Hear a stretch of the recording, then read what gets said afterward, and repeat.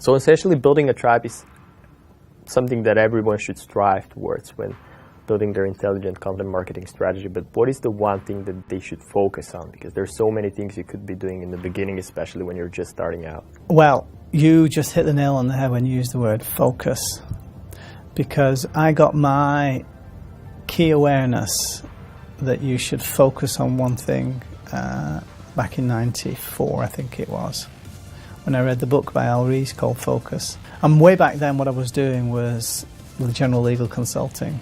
I was serving as a sort of a poor man's alternate to a solicitor, selling my time, which was a crap business model. So I read Focus and I thought, okay, this resonates with me. I need to do one thing better than everybody else. What should I focus on?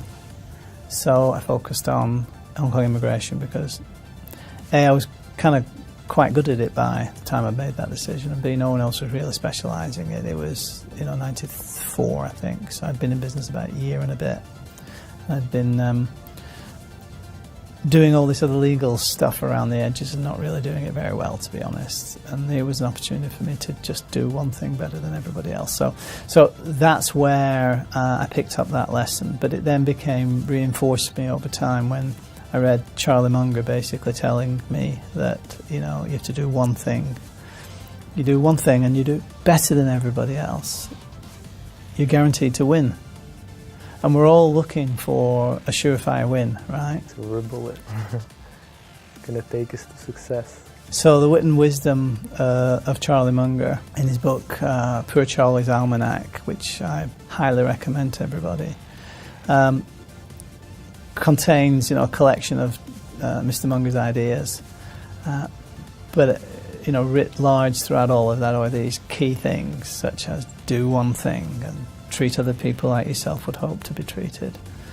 So I would encourage anybody who is wanting to sort of emulate what we've done to think about what they do, think about what their competitors do, and then come up with a laser-like focus on one area where they clearly have the competency and the capability and the credibility in the marketplace, and then double down on how that niche is manifested from a content perspective,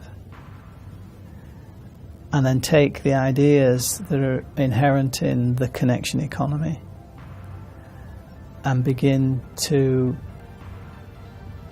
bring that knowledge and that know-how to the attention of the people they're seeking to have relationships with, and do it in such a way that by the time your competition have cottoned on to what this thing called the connection economy is really all about, even if they've got the wherewithal, and many businesses don't have the wherewithal to pivot into something completely new, but by the time they've cottoned on to it, as I say, you've not only beaten them at the race, but you've made it highly difficult for them to come in and just, in a sense, copy what you're doing. What it will force them to do, if they understand this stuff properly, is to find a new niche of their own, and they'll leave you to go on to have a monopoly of the niche that you've carved out for yourself. So again, doing one thing well, understanding that notion in the context of the connection economy and all the dynamics of how it plays out in the connection economy, and the ideas that are reflected on this website, will allow you, if you do it right, to go on to become the preeminent player. And let's not forget, Seth Godin says to be successful in the connection economy, actually Kevin Kelly said it first, but Mr. Godin, in his superb way of phrasing things, took sort of popular ownership of it, I believe. But basically the idea is that to be successful in the connection economy, you need 1,000 true fans. Because if you've got 1,000 true fans, every single year, those 1,000 true fans will spend $100 with you. And that will then give you an income of $100,000 a year, just as a starting proposition.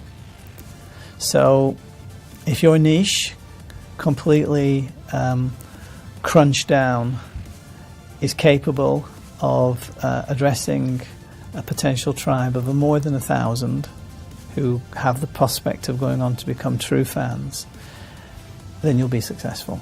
And that's really the only thinking that you need to do. Now, as it happens, I know in my niche there's a lot more than that, so hey, all very good.